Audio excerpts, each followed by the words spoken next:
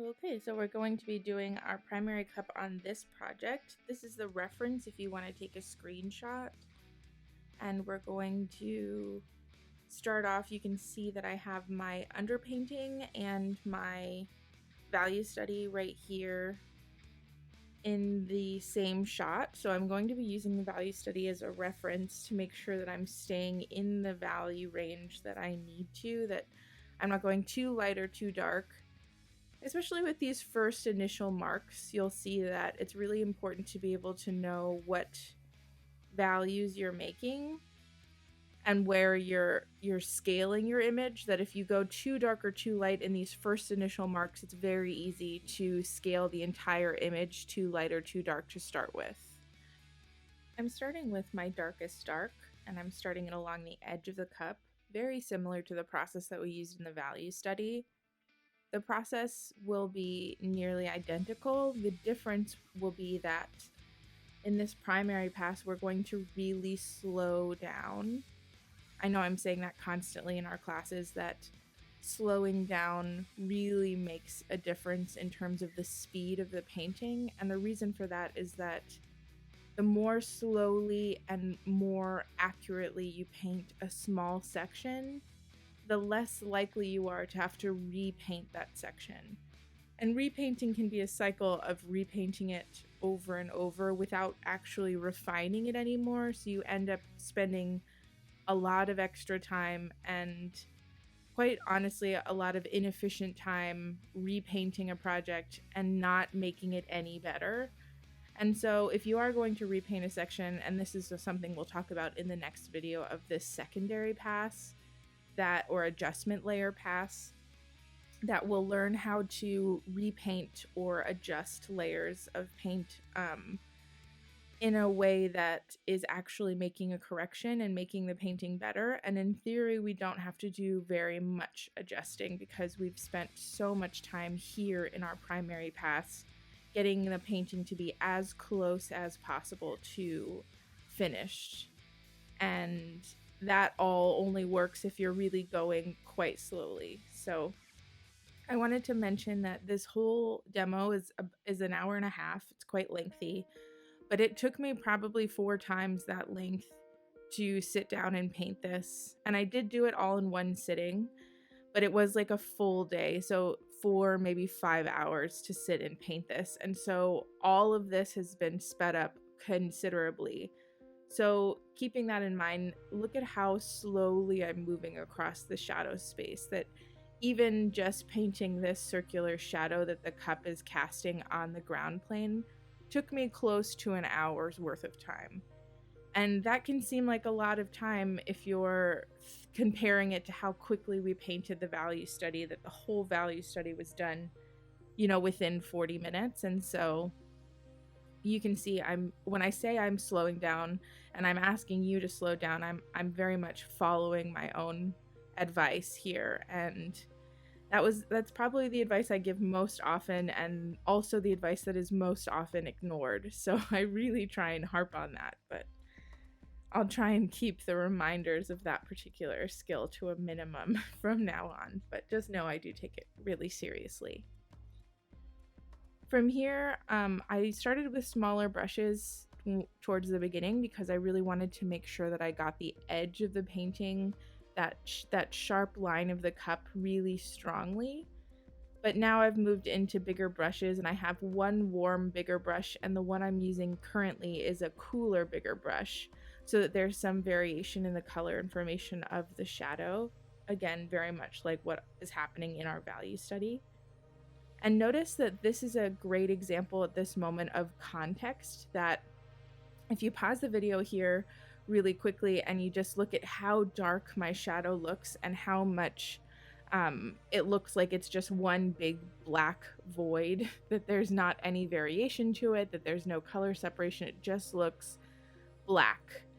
And if you speed up the video and look at the painting at the end, you'll see that because I've darkened the painting around as I continue to fill information, you have more context for the shadow, and you can see that there's a big warm patch in there. There's a lighter gray towards the top of the shadow that's like moving away from us as there's some reflected light included. that's like a more gray color that I'm adding really at this moment. And you can see it on the palette that I'm going from darker, and I am a couple, maybe one full value step lighter than a black. And all of that is very difficult to see in this moment, and that's because of the lack of context of the surrounding area. And so that's exactly why we do a color study beforehand, is that it's really important to be able to see the full picture and trust that the value study is going to, the color study, sometimes it's a value study if you're working monochromatically, but that study is here and present while I'm working on this, especially these first initial marks that I'm making, so that I know how to skew the entire piece, and then also that it's giving me the context that I need to know that, no, this isn't too dark of a black for the shadow shape. It's really tempting at this moment, if I didn't have the value study, to say, oh no, okay, well the shadow is too black, I should lighten it now, because the context of the entire painting is showing me that. But I know that as soon as I start to darken the painting around the shadow shape, that it will look a lot less dramatic, and it will in fact be right. And so I'm now moving onto the ground plane, and I'm adding the grays that are in the dark part of the rounded edge. And I'm going to start lightening things from there.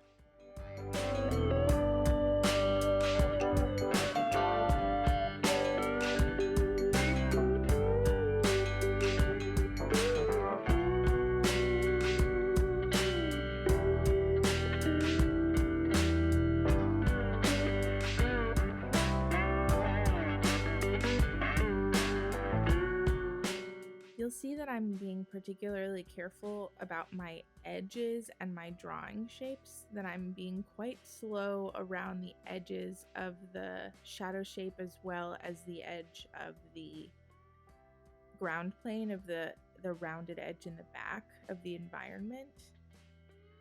This is an important thing because it's really easy to move too quickly and to lose your line information. And one of the lovely parts about this indirect process is that we've done all of the work of transferring over the image. We have all of the line shape that's going to imply where we need to put all of our values and our tiles. So making sure that you don't sort of paint over that information quickly is something that's different a little bit than direct painting, when you're more working on refining the drawing and the painting at the same time. With this stage, or with this process, we've refined the drawing already in a separate stage. You have that, so you don't want to lose it now, because otherwise it just means that you're going to have to juggle those two things at once, when in reality this is kind of a beautiful method of being able to slowly just worry about paint and not worry about the drawing. The drawing already exists. You just need to make sure that you don't lose it, really. And it's not very difficult to lose the drawing. In fact, it happens quite often. And so kind of being aware of that is also a good thing to know.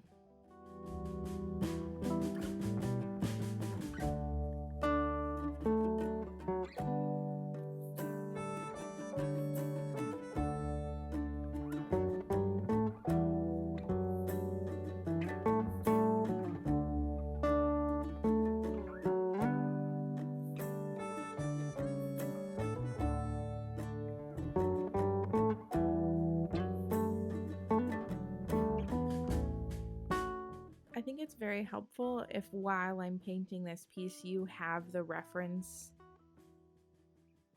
in front of you, so that you can see why I'm making all of the choices that I'm making. You can see the majority of it from the value study that I have in the top left corner, but seeing the reference itself will help you to see all of those minuscule details that I'm making, and all of the choices in terms of the slight variation in color that I'm doing.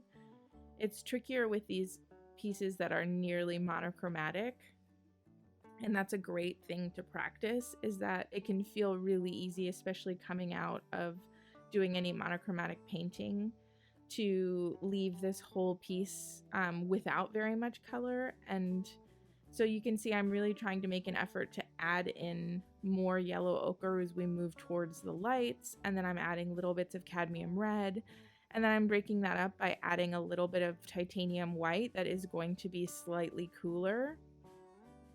And so that combination of things can be valuable in our process that we have here, because you want there to be a variation in the color temperature, and even if it's only going to be a slight variation, that still will add some interest to the painting. And so I actually end up, you can see it nearly looks monochromatic the way I'm painting it at the moment, and so I do go back in a little bit later and add some brighter pops of some of those variations, just to make sure that it's not too subtle in this process.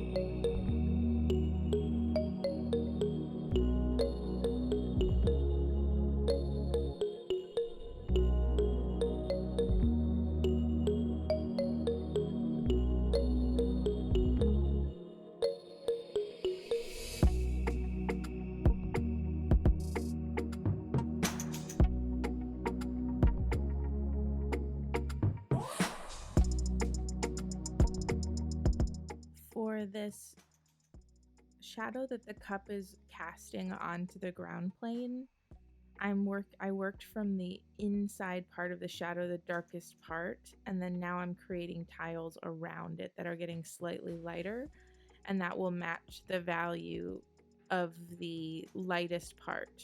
And so here you can see I'm using my value study, and I'm holding my painting, my paintbrush against the value study to be able to see if I'm light enough, if I'm dark enough, if I need to go warmer, if I need to go cooler, more yellow, what needs to happen in order to make it match the value study. And so that's an example of me testing my image or my paint that I'm using currently against the color study. And so having it in close proximity and in the same light source is really incredibly valuable for this stage.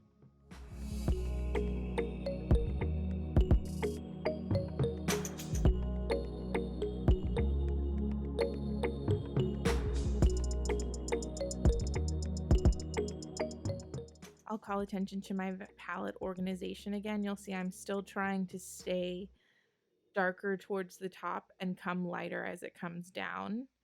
It's getting a little muddied up towards where the black is, and that's just because I'm pulling my value information, or I'm trying to use the dark there to darken my lighter values, and so there's a little bit of mud that's happening there, but that's nothing that a quick bit of a pull with my palette knife couldn't tidy up. Here's the brush that I had set aside from earlier when I was doing the ground plane on the right side when it was darker like that, and so I kept the brush to the side, and now I'm able to just pick up right from there and use that same brush to just get this information put in. And that's like exactly what I was trying to exemplify earlier in my previous video about brush organization. That's directly related to palette organization, is that having that brush already ready to go really saves me a lot of mixing time, because it really already has the value and the color temperature that I needed on it, which is very convenient.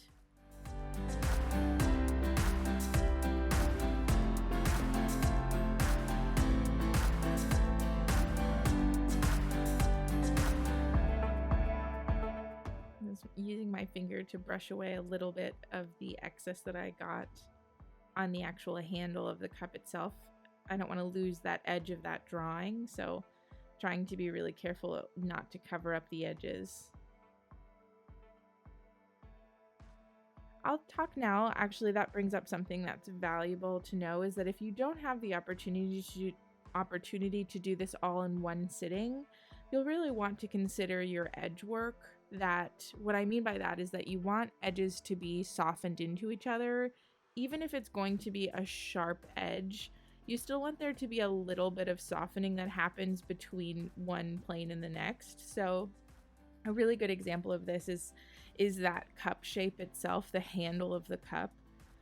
I'm going to paint all of this today, and I know that, and so because it's all in the same sitting, it's going to be that the paint is wet on the ground plane and the paint is also wet on the handle of the cup. And that's really great for me because then I can just take a soft, fluffy brush as a way to soften the two of those together. And even though you'll see that the cup handle really does have quite a hard edge, it's still not a cut out edge. And that's the difference, is that a hard edge still has some softening to it. And so I want you to pay attention to that in comparison to where it is a little bit later when we start to paint the handle in. Compare that edge to the edge that is the shadow shape that's being cast on the ground plane. That is what I would consider quite a soft edge, where I've really smoothed that edge of the shadow quite a bit far out so that it doesn't have really a sharp line at all. It's really quite fuzzy. And that's a way of comparing what I consider a sharp edge versus a soft edge. And that's a little bit different for everybody. But I will say that a good example of a cut out edge and something that we don't want to happen is if you look at that rounded edge of the ground plane at the moment, that is incredibly sharp right at this moment. It's too sharp, and it feels like I've taken paper and cut that out along a sharp surface. So when I go to start to put in this, the bluish grayish color of the background, you'll see that I make sure I soften the edge with my wet paint onto the sharp edge, the cutout edge of the ground plane, and then I sort of work those two into each other a little bit. And I still want that to be crisp, but I don't want it to be so crisp that it's distracting and or does not feel like it could be cohesive and harmonious, that the cutout edge is just too distracting. So that means that if you are going to do this painting in multiple sittings, you would want to have a plan to work your edges together. So you would want to consider, if you were going to work on the ground plane all in one moment, like I'm doing now, and you were going to stop here after having done the ground plane. And you can see this is my fluffy brush that I'm going in to sort of soften some of my tile information. And I'm like particularly smoothing like around the edge of the shadow shape because, again, I want that to be quite soft. But if you were going to stop here today, I would recommend to do a couple of things. One would be to just put in a very basic value information for the cup itself, just along the edges, so that you could do, and when I say just along the edges, I mean like you paint just the edge work of the cup and the handle itself. And you would have to spend the time to mix those values. But what I would do then is very similar to what I'm doing now with a soft brush, is that I would just blend the edge slightly together of the cup handle and the base of the cup with the ground plane. And even though the rest of the cup would be unpainted, it would still allow there to be soft edge work while both things were wet. And that's, considering edge work wet into wet. And then from there, the next time you went into paint, you wouldn't really need to worry about your edges. They would already have been considered in the previous painting session.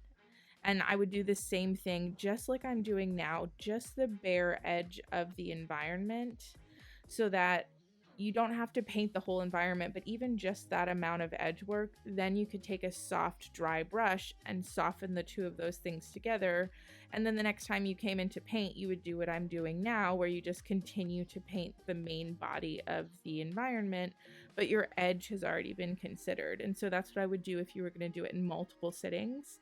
And there is a way to do it if you forget to do that, to soften your edges, and that's what we call a mechanical blending that we can talk about a little bit more during another moment where I'm sort of showing you an example of that. But it just basically means that you're going to end up using your edge would be dry on one side, and then you're putting wet paint next to it, and then you take a dry fluffy brush and you kind of feather it out, and that way it softens the edge, and you were able to have one wet side and one dry side, and the soft brush pulls some of that wet paint towards the dry side, and it visibly blurs that line a little bit.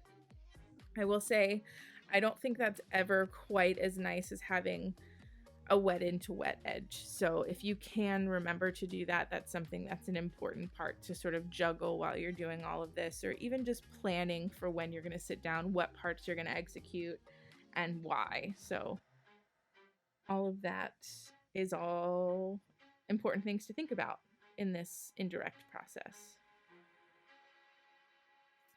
You'll notice that the value study is no longer in the top left corner. I wanted to put the reference there. And so I've actually put the value study just above. So it's still in my line of sight, so I can still refer to it as needed. It's just sitting right above my palette, and you can see the bottom edge of that in the screenshot.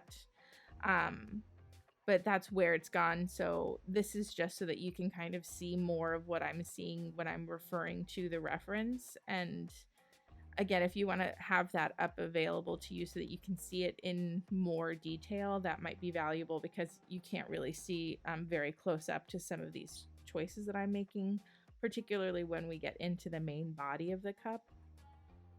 But for now, this has been the value study is still visible to me, and that's an important note I wanted to say.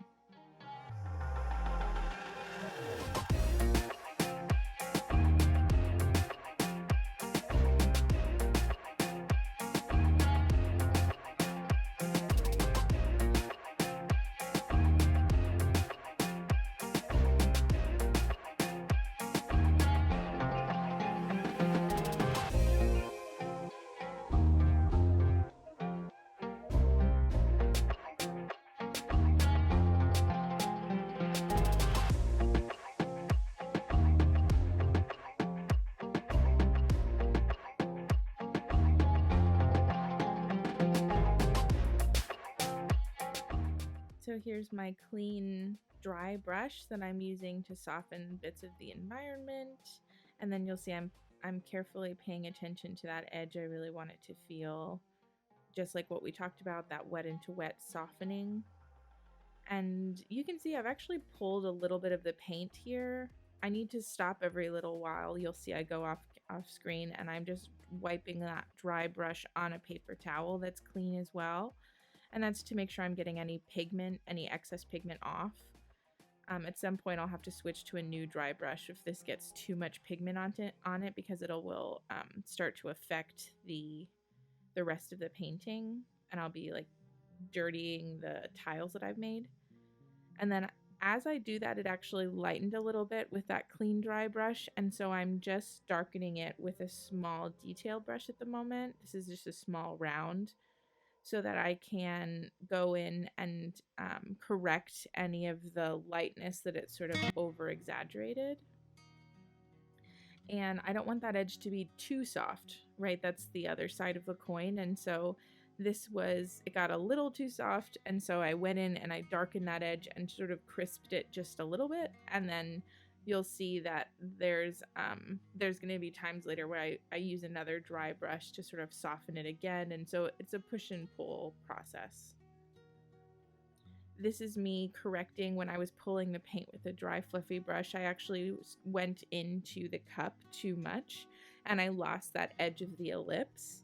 And so I actually used Gamsol on a small clean brush, and I just pulled away some of that paint. And that revealed the underpainting and the lines that I needed underneath. And then I went in and am using that small detail brush to just correct the edge, that because I erased away too much with the Gamma Salt brush. So just making sure, again, I don't lose my lines. And that ellipse in particular is difficult. And you'll actually see at the end of the painting that the front edge of the ellipse is not quite right. So that's something we're going to go in the adjustment layer and correct, because it just got away from me and I lost that drawing a bit. And so it definitely happens, but I try throughout the process as much as possible to avoid it. Especially ellipses are particularly difficult, so.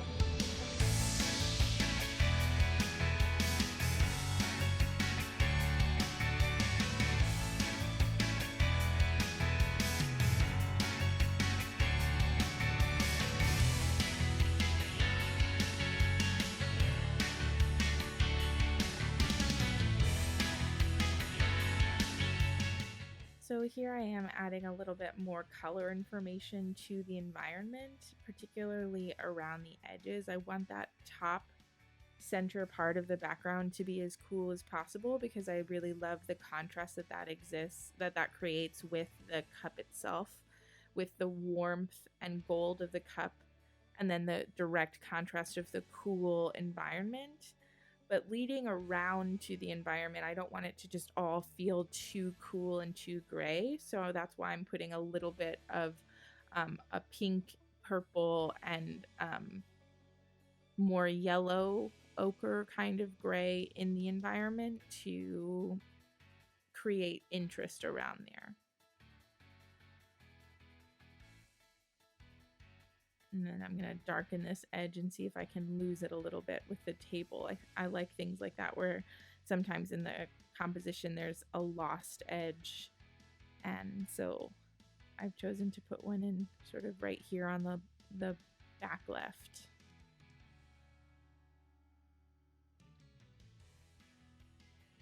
Trying to make sure I didn't lose that ellipse of the table too much either.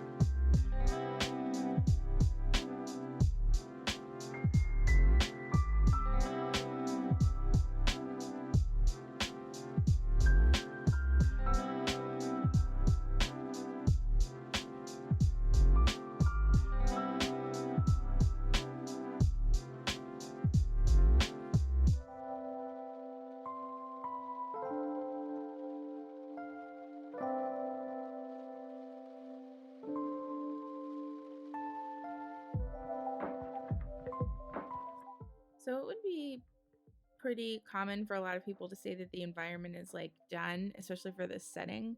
But you'll see that I spend the next few minutes tinkering around with different shapes and things like that.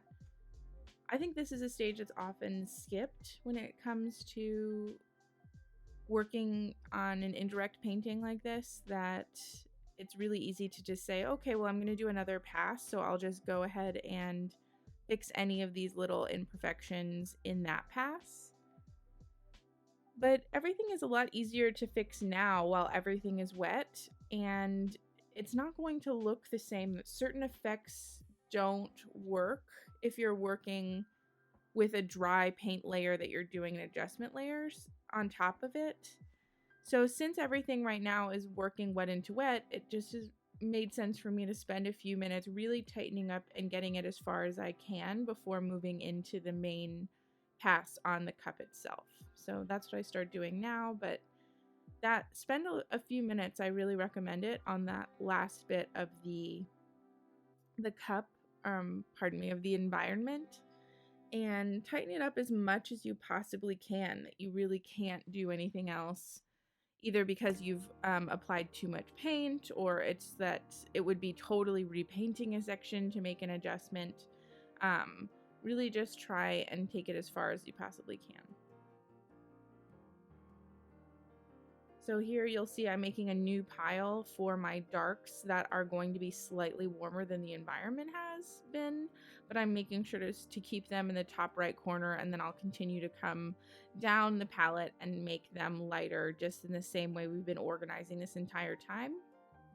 And I'm really trying to make sure that I get this seam from the dark shadow into the lights with these dark halftones. That's like something I'm particularly paying close attention to, that I really want it to be as much as possible a slow, seamless edge that doesn't have any abrupt spots in it. And so I do that, and I also put in that little shadow that's being cast on the cup itself from the handle, the cast shadow there. And so I'm mixing a little too light at the moment, so I take the time to stop and remix and make it dark enough so that that edge doesn't have too big of a value shift in it, because that's going to make it very obvious that I'll need to go in and seam that edge later, when I can just spend the time and do it properly now.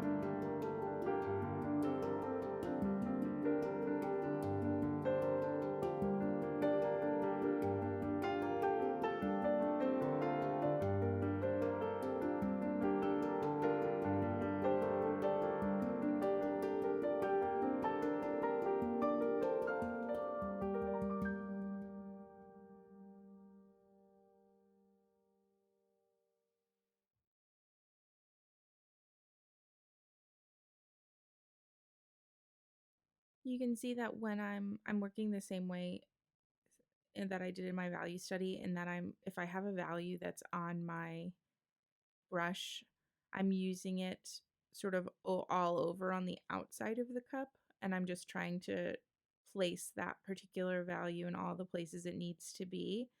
But you'll see that I'm not doing that all over. I could be, and that's like one way that I actually could be more efficient. And I do pick up on this and start to do it a little bit later, that since I know I'm going to be working on all of this in one sitting, I could be pulling some of that value information over onto the handle itself.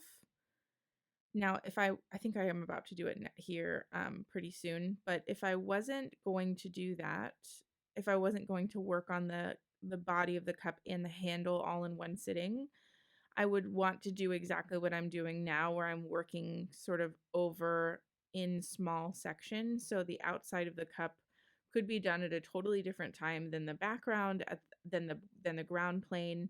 And I'm really just working on rendering small sections at a time. And as long as I'm considering my edge work, there's really no problem with that. And that can actually be a great way to make sure that you don't move too quickly and start to sort of work all over without taking the time to render specifically and accurately. Um, so sort of noting those two differences, but I do see that I could be already adding this value information on the handle, so I go ahead and start doing that. You'll also notice that, or maybe it's difficult to translate in the video, so I want to make sure I call attention to it, that I'm working more thinly in my darks. And that just means that I'm thinning them out with my Liquin medium a little bit more than I do with the other, with the lights. That with the lights I tend to get a little bit thicker, and I allow myself to use slightly less medium and a little bit more buildup of paint itself. And that just helps to add a sculptural quality to the painting.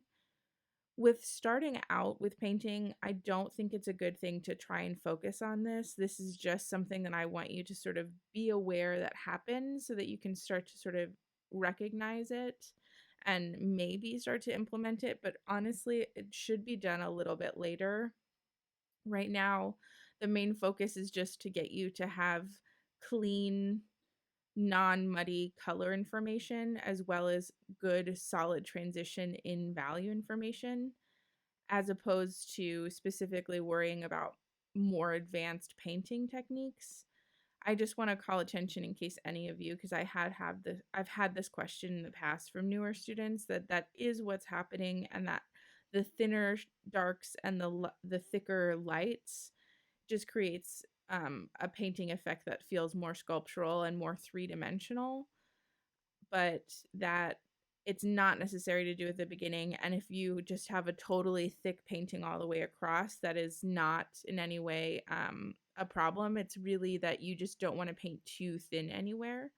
And so a lot of times when students are first trying to experiment with this, they sometimes will make their darks way too thin, and then there's not enough paint covering their underpainting, or you can still see the lines through in this primary pass. And that's just an indication that they haven't used enough paint, because really this primary pass should totally cover up your lines in your darks and in your lights. And so just know that that's the main goal, is to really paint quite thickly. Here you can see I'm going in and I'm softening the edges around the handle of the cup itself, and I'm actually adding a little bit of a deep red there to try and create some visual contrast that's almost heightening everything, that there is already a warm cool balance along the edge of the cup and along the edge of that handle.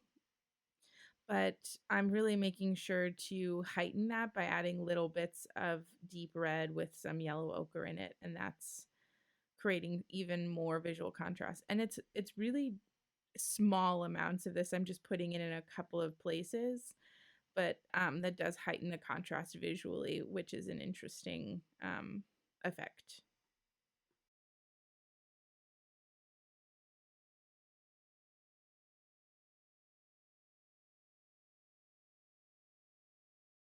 This is just a soft, clean, fluffy brush that I'm using to soften the values into one another.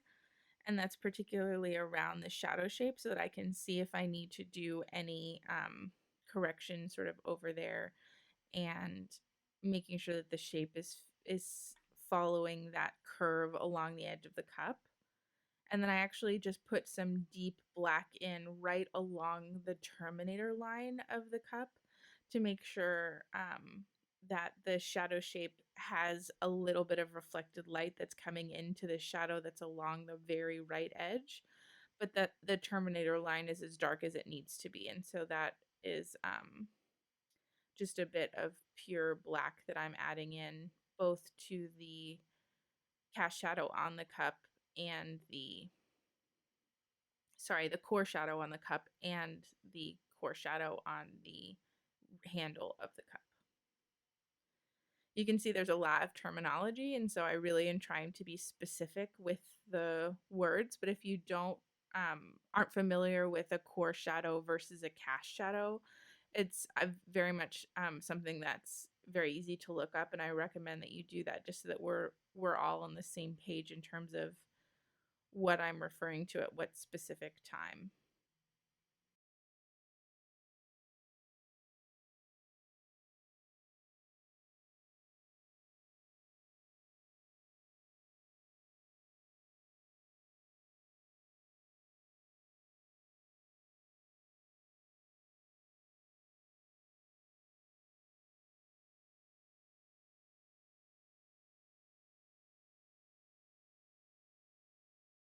So I get a new brush because I'm going to go into the midtones here. They're really almost like dark halftones because we're still talking about the shadow side of the cup.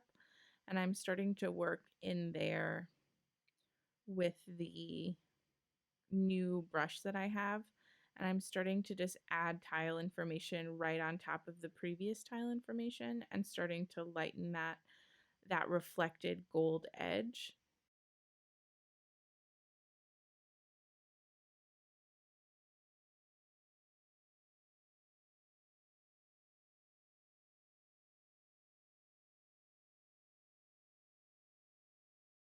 You can see I'm working quite slowly and that I want to lighten it a little bit at a time.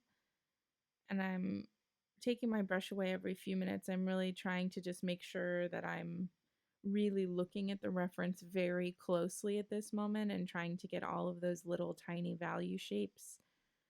This is particularly important because I'm trying to capture the reflective quality of the surface in addition to just getting the fact that it's a cup and following the direction of the light. I'm trying to also capture the fact that this is shiny and smooth.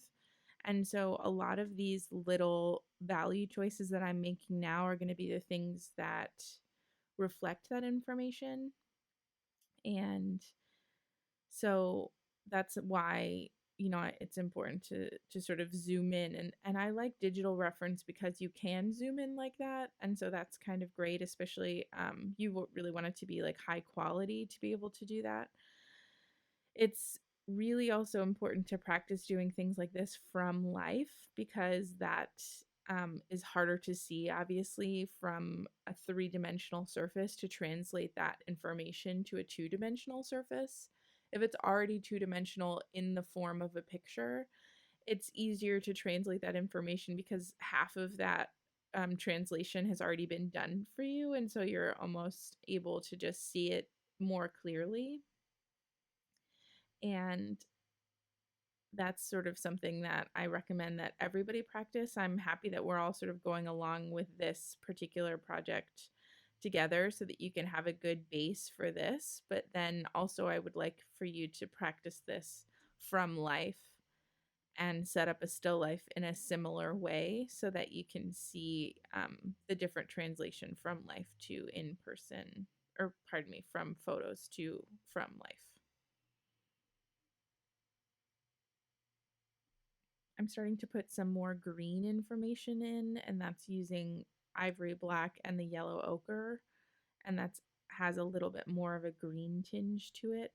Um, I'll have to go in and add a little bit more of that. It's a little bit on the red side at the moment, and so that's something that's happened is that I've leaned a little bit too far in that direction. I need to add a little bit more greens to help that gold really sing properly, but that's something that I will do in the adjustment layer. That modulating color information is something that can be done with glazing, but that my most important information, I think, at the moment, or the thing that I particularly like to shoot for in this primary pass, is to have the value information and the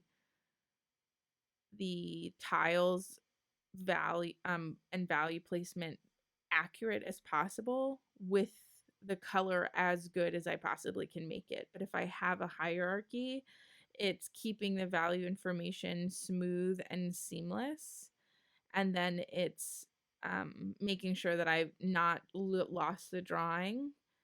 And that's sort of related to the first step. And then the last thing that I sort of am concerned about is color.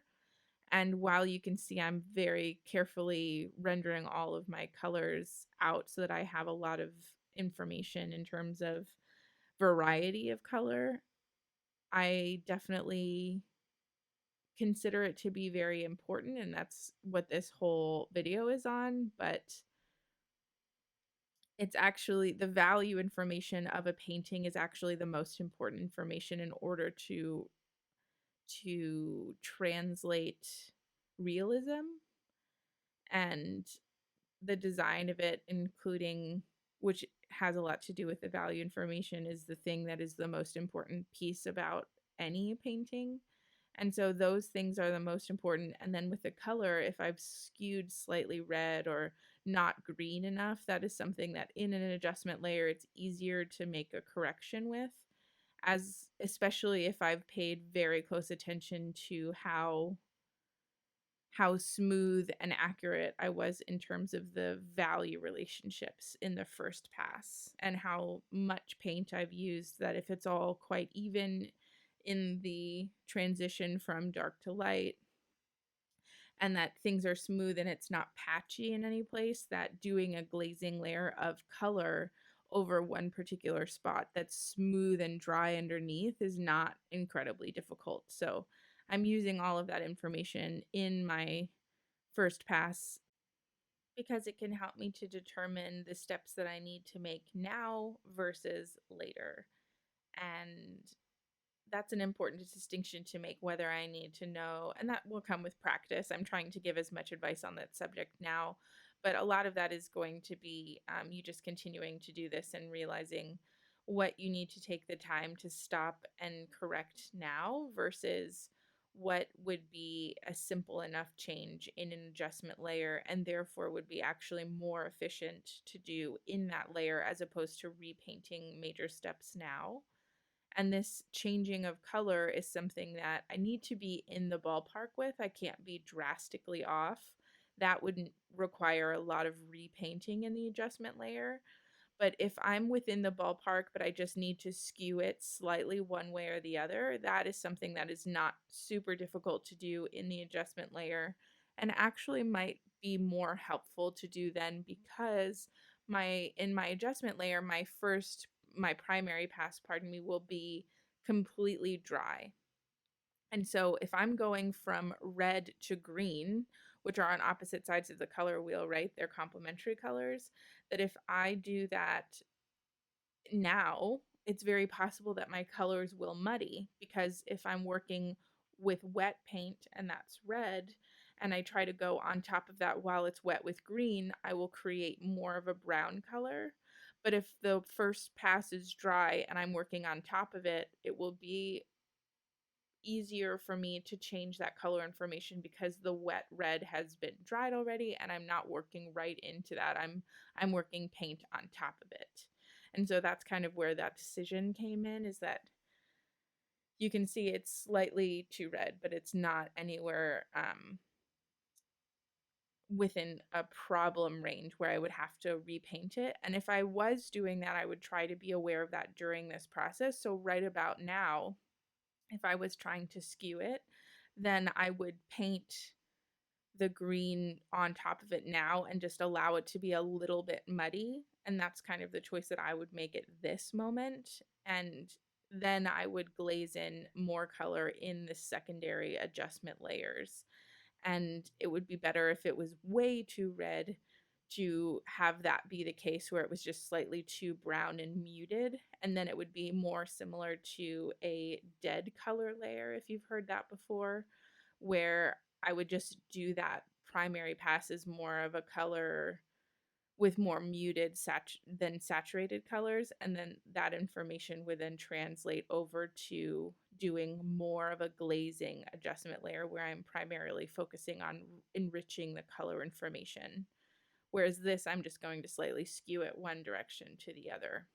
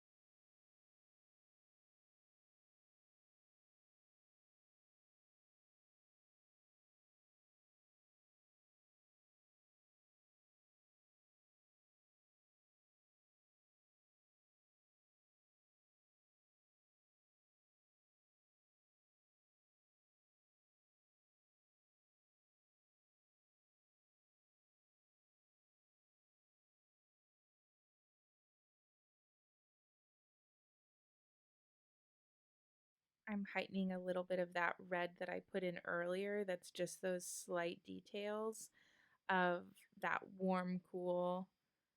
And I'm going to go in and add all of the highlights to the edge of the cup itself, but I wanted to just reinforce that little bit of red because that's the type of drama that I really like to put in paintings. I normally paint quite high chroma, and so chroma meaning saturation. And so that's sort of one of those ways that even though this painting doesn't have a crazy dynamic range of a lot of different hues, or by that I mean like colors, I still like to find ways to just pop some interest like that in small places. And then you'll see as I add the highlights on, that contrast becomes a little bit less exaggerated, that it's still there, but the red gets a little bit quieter as I add some of these yellower highlights on top. And so I like to add contrast, but I don't want it to be overwhelming at the same time. And so that's a little way of sneaking some bright red spots in there.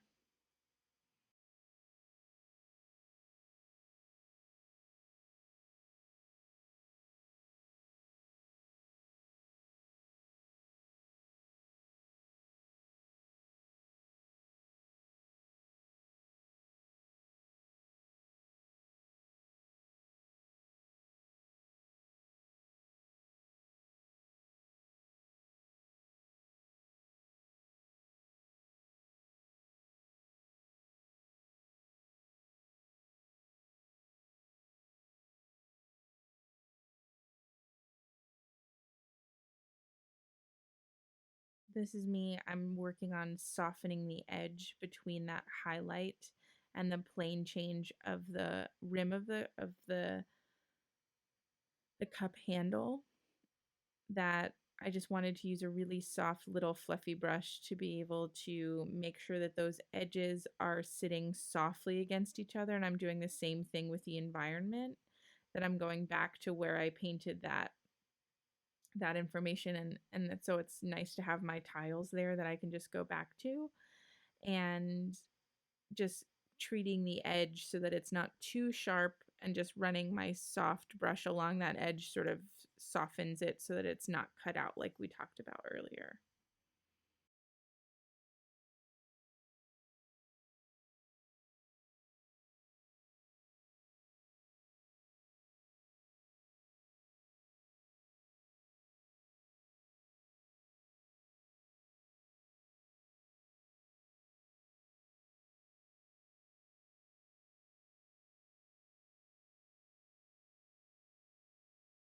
This is a tiny little liner brush that I'm using just to really secure that shape of the edge of the handle of the cup. That's a nice detail, that it's not perfectly straight down but has like a little taper to it. And so I wanted to go in and just really make sure that I don't lose that little bit of personality to a quality like a cup like this. And I'm using this also, you can see this is exactly what I mean by softening the edge, that I'm just going right along the edge of that gray and that dark brown, and just running my brush along the edge of it, and that's making sure that everything is nice and soft. And even though it's visually crisp because of the contrast that exists there, it's not, if you go up like really close to the painting, you can see that it's a little blurred right at the edge there, which is nice. So now I'm using a clean brush to make some more green colors. So you'll notice I'm not adding any red to this bit at all. This is to make sure that I'm starting to add in some of the more green information. And I'm just using yellow ochre and the ivory black, and that makes more of a green um, in relation to some of the other information. I think that's one of the really cool things about starting out with a Zorn palette, is that you can really start to see how quickly all of these, how many combinations of color information can be made from these just four colors. That I don't know that before I had worked with color charts and doing all of those variations that I would have really considered the fact that black and almost like a golden yellow make green, that's something that seems quite foreign to me, but really is because of the warm cool relationship that happens and the different combinations of things. So just nerding out about the color chart for a moment.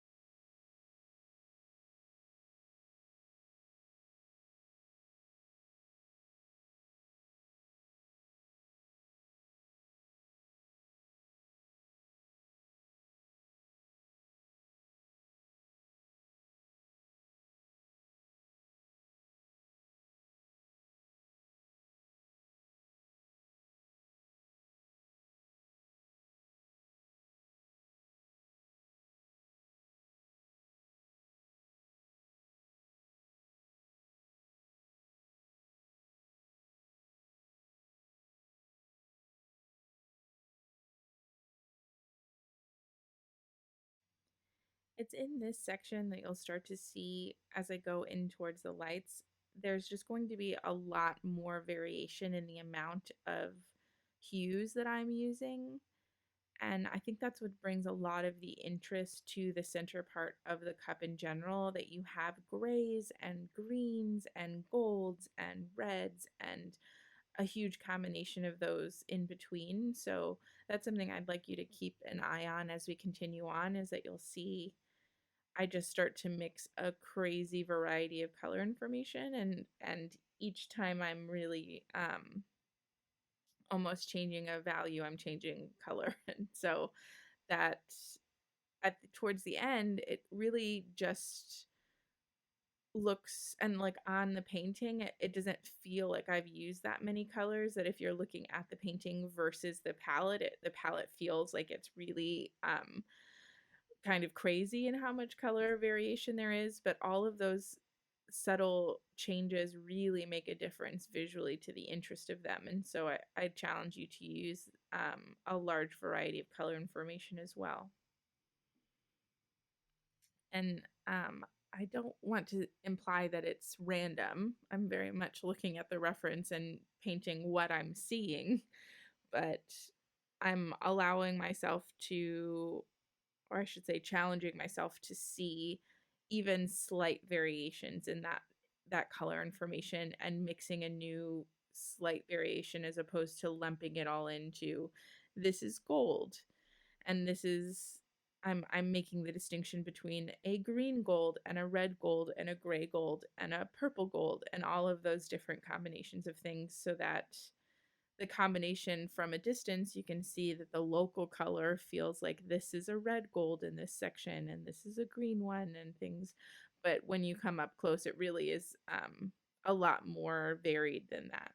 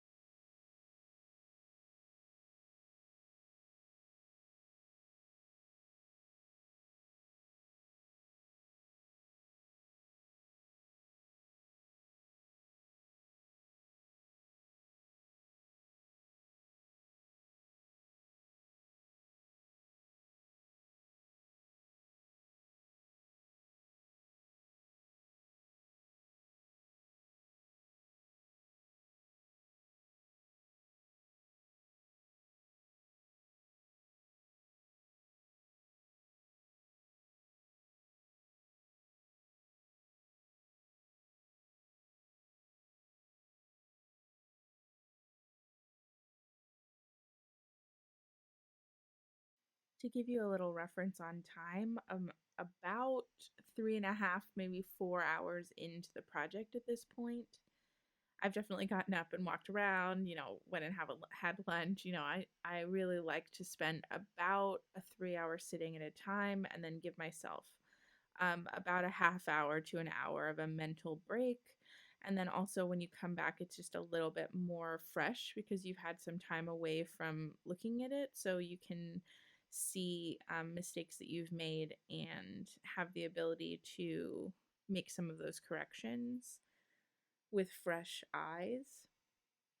But that's sort of how long I've been on this project so far. And then I'll spend about another hour-ish, hour and a half-ish, working on the painting and just trying to get as many little details in there as I can.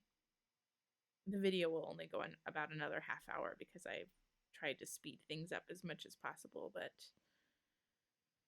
that's the timeline that I'm working with in real time.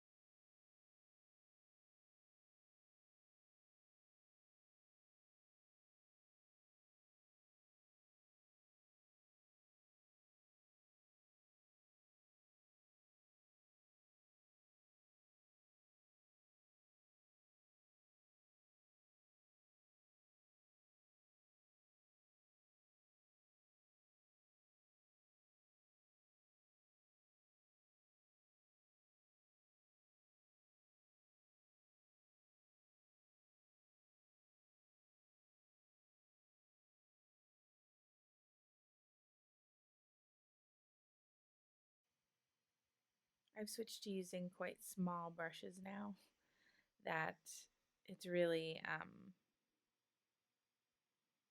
a matter of how much detail that I can put in. And since I'm working on tiny little sections, I'm using little liner brushes and round brushes to try and add in the majority of the detail.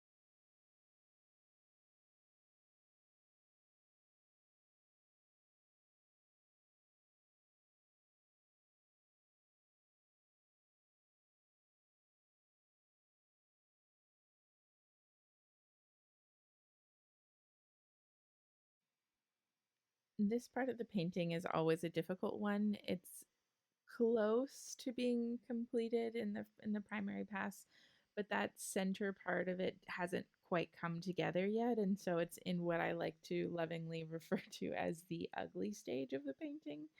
Um, Sometimes paintings go through several ugly stages, and so this is just one of them, but it's really important to just emotionally continue moving at this point and know that you just need to keep working on it, continue to find um, information that you can add. And since I worked a little bit more all over in this internal part of the cup and didn't slowly march, it's a little bit easier to get into an ugly stage more quickly, and I've covered a lot of ground. But I chose to do that because I wanted to be able to put the values that I needed in like multiple places at once, as opposed to just marching along and like continuously mixing a crazy amount of diverse color information. This way I'm able to sort of work all over and a little bit more quickly in the internal part of the cup, because I'm mixing one value and one color information, warm or cool or purple or yellow, and I'm able to sort of put that wherever I need it to be. And that has led to it looking a little bit jumbled to start with.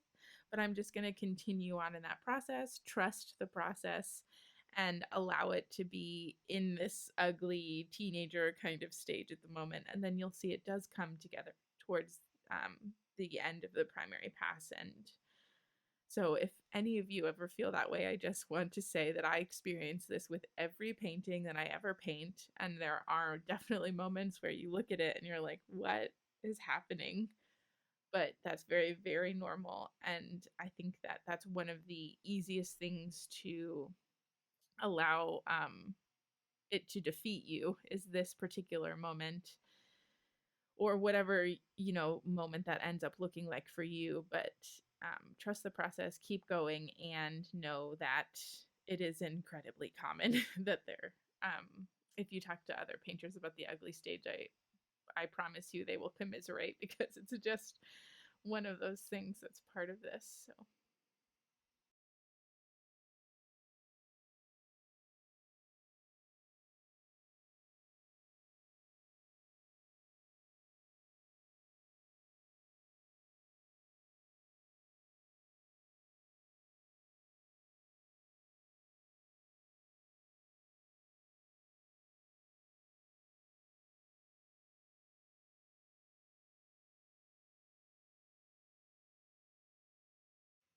I'm noticing that as I've continued to work on the internal part of the cup and lighten it, that the handle of the cup was starting to get too dark. So I've gone in and added some more highlights there as well as along the cup's edge, the rim along the side. So as this is like part of the value study and color study that I have, that's again still sitting in the same spot in my sight line, that's sitting on the top of the palette, that I can see how light I need to go, and I'm making adjustments to the whole image in terms of some of the value things, particularly in the lights.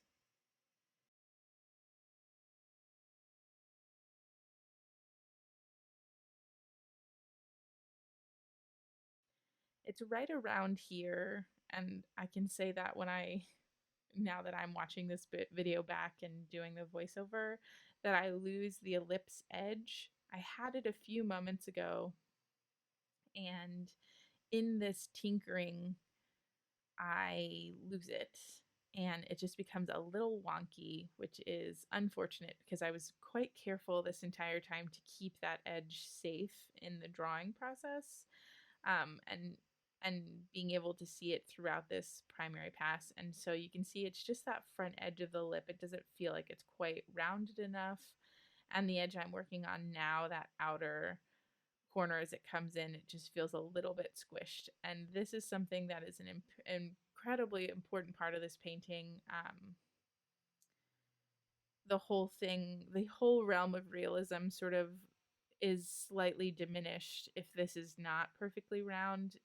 and that's just because it's very clearly a man-made object, and so it should be perfectly symmetrical and a perfect ellipse. But that's okay, because you will see me continue to tinker with it for quite a while, and then I will also have to make an adjustment in the secondary pass. Part of the reason that I'm having some trouble is that I really should be using a maul stick to be working on this particular lid at the moment. That the lip of the edge, I normally put my my pinky finger down on the painting to help me have a stabilizer and in order to get really tiny details in. And I didn't do that, obviously, because this is all one pass and the painting is still wet, and I would just be disrupting my information if I did that. But I didn't grab my maul stick. I thought I could just use the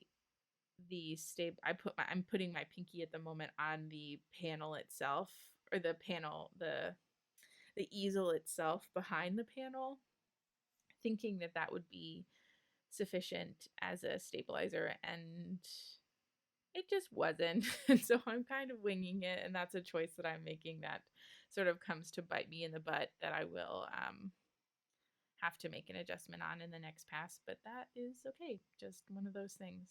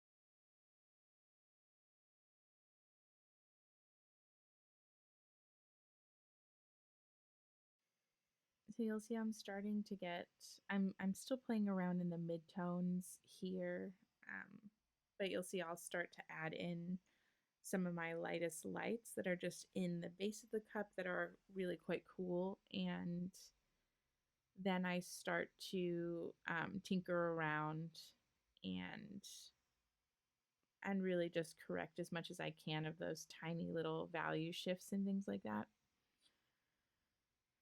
And just anything that I see that I can correct, I try to go in there and absolutely do it.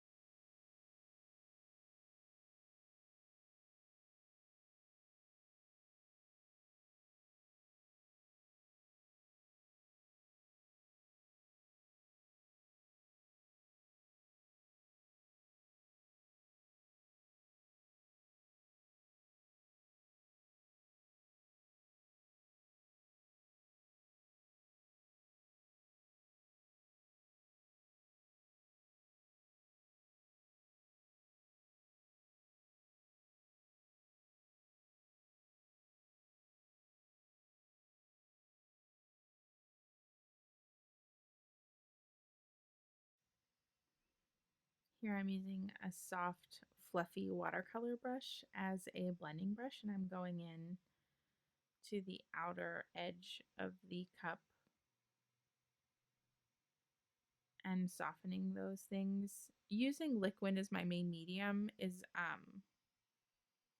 something that I really enjoy. It's kind of similar to the Gauka gel, but just a little bit more watery. And I found that I need to leave the painting maybe a half hour to an hour before I go in and soften it like this. That if I do it before then, I really am moving too much of the paint around with this particular medium. And I'm also working on aluminum composite material.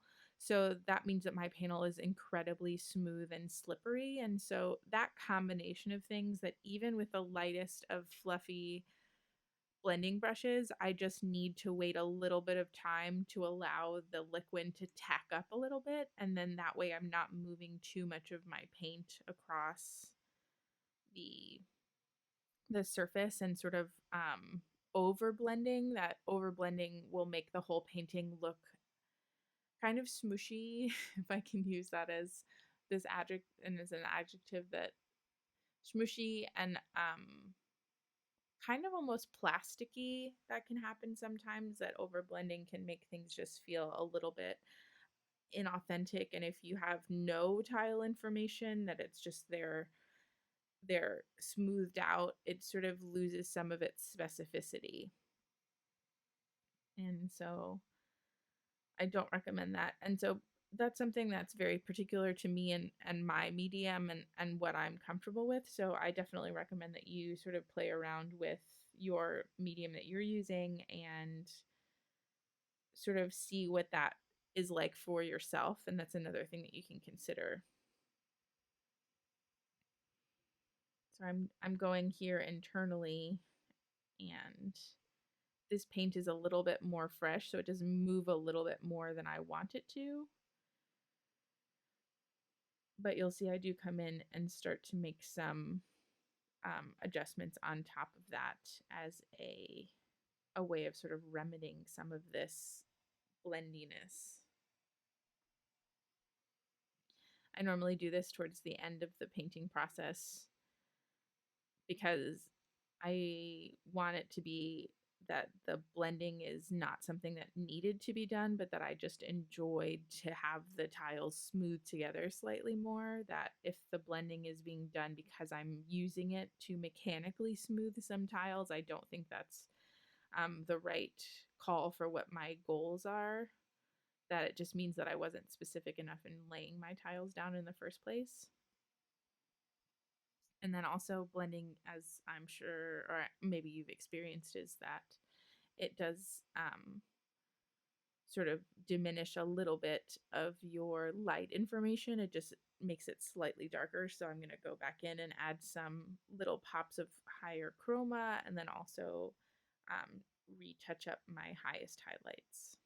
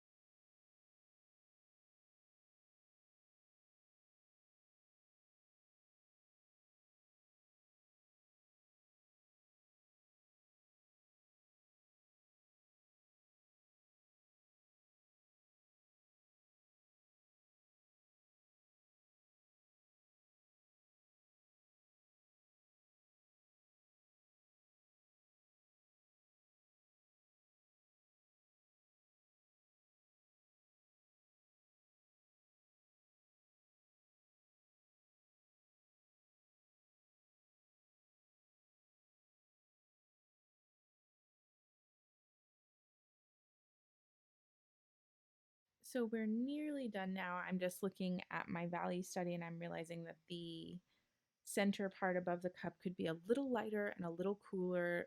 Again, emphasizing that contrast of the gold to the gray and that warm cool relationship. So I just went in with a big fluffy brush and I'm just adding a little bit of a lighter blue gray to that center part. And since I'm going just a little bit lighter at a time, I'm able to do that right on the canvas without worrying about messing up my tile information too much. And that's just helping to, I think, bring a little bit more focus to the center of the cup as the focal point of the image. And then from here, I'm going to show you the finished cup itself. And then we'll take a look at it compared to the value study on the bottom left and the reference. So you can see this is the value study with the primary pass, and that absolutely the color study has informed the main painting. And so next we'll move on to our adjustment layers.